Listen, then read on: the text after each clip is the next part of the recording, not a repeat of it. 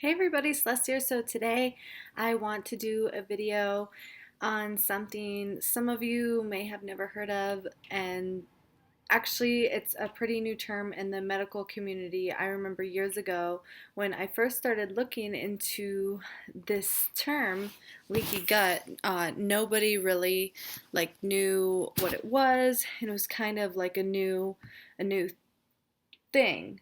And so basically, all disease starts within your gut. And at least that's what I've heard a lot of medical professional doctors say. And very highly reputable people. And from my own experience, is also what I've experienced as well. So, what is leaky gut?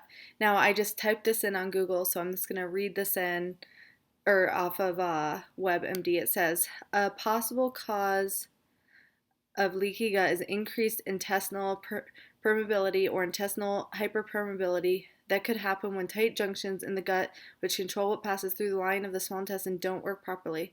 That could let substances leak through the bloodstream. So basically, leaky gut is when you're eating a food and it can actually leak through your gut like little like that definition says, permeable holes. And so the food actually gets into your bloodstream and causes your blood not to be as clean or as pure. And so then you're going to get symptoms that show that you have this leaky gut. So, what can cause leaky gut in people is it could be different for everybody, different herbs. If you're sensitive to certain, herbs, that can cause leaky gut.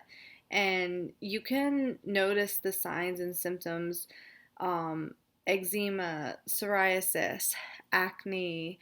The list goes on and on. I'll just name some of them off. So, what causes it? Diet, stress, inflammation, medications, yeast, lack of zinc. And then how to fix it. You do have to do some diet changes and other symptoms. And I'm just reading this off because I haven't myself experienced all of these symptoms, but I just want to help spread the knowledge. And I have experienced some of the symptoms, and that's why I wanted to talk about this today, because people could be experiencing all of these things and not know what's causing it. And it could be because you have a sensitive gut or a sensitive, intestinal lining. So, other symptoms are allergies, asthma, autism, autoimmune disease, eczema and psoriasis, inflammatory bowel disease, arthritis. It even says diabetes, SIRS. Um, so here are some more symptoms: food sensitivities, inflammational bowel disease, autoimmune disease, thyroid problems, malabsorption, inflammation, skin conditions, mood issues, and autism even, it's saying. And so basically, this since the gut is connected to everything, you have to heal your gut before you can heal your body.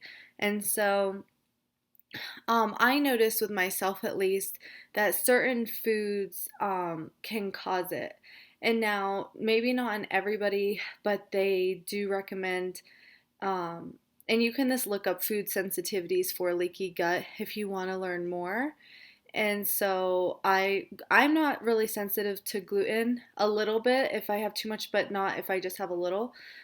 So gluten is one. Of course, hot and spicy foods, because if you think, what does a hot and spicy food do to your mouth, do to your tongue? Sometimes it can burn your tongue. It can also do that to your intestines. And if you already have leaky gut and it's leaking through, overconsumption of alcohol or drugs, like I said, certain herbs.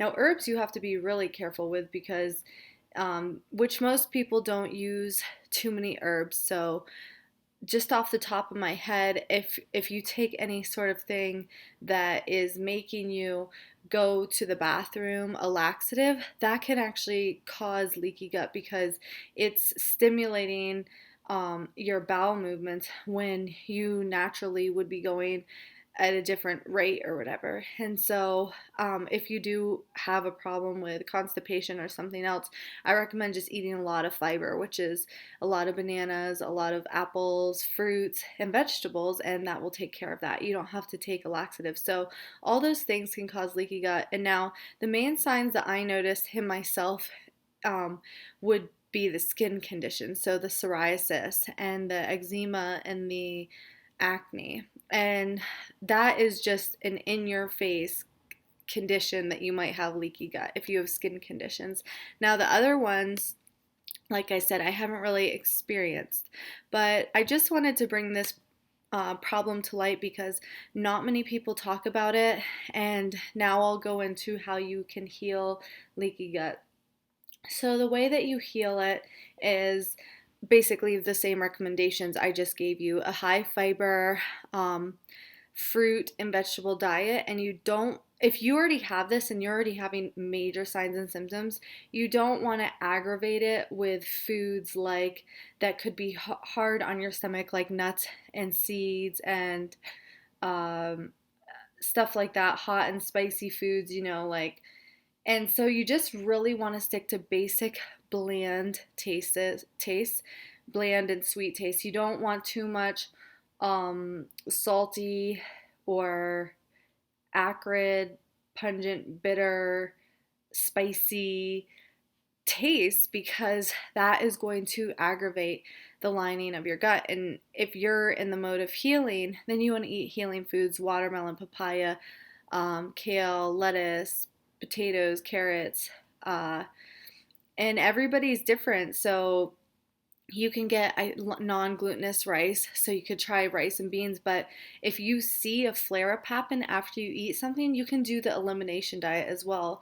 And that's where you eat like only one thing, which you know is your safe food, and then slowly you add things back in and look at your symptoms. And also, you could do different fasts. They have, if you seen that movie Fat, Sick, and Nearly Dead? The guy heals his autoimmune disease with this. And so that was probably partly because he had leaky gut, and he just drank juice for 3 months and actually reversed autoimmune disease. So doing a juice fast, if you haven't watched Fat, Sick, and Nearly Dead, it used to be free on Netflix. I'm not sure if it's still there, but go watch that. And, you can heal your body through a juice fast, through fruits and vegetables, natural foods, basically. You don't want anything, if it comes from a box, and you really don't want to eat meat or dairy. That is just really aggravating to it. Spicy foods, meat, dairy, anything that would be hard on your stomach. So those are my tips. Oh, you also want to stay away from coffee. If you need the caffeine, maybe go with a milder form like a tea or something. So you don't want anything that's very acidic, that is just going to go through your gut and cause more problems for you. So if you like this video, go ahead and give it a thumbs up, and I hope to see you guys next time. Have a great day, and namaste to you all.